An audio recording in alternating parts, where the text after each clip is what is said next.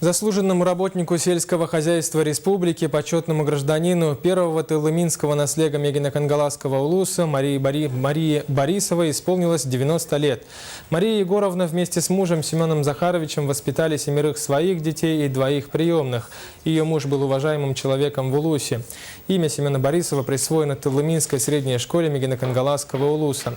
По инициативе и при поддержке Марии Егоровны в школе открыт музей-кабинет Семена Захаровича.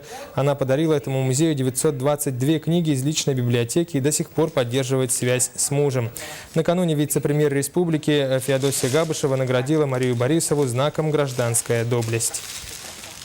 То, что вы прожили, то, что вы сделали, сегодня оценивается высокой наградой.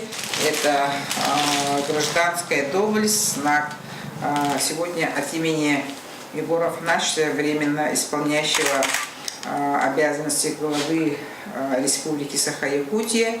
Разрешите вам вручить. Выражаю вам глубокую благодарность за такую высокую оценку моего скромного труда руководству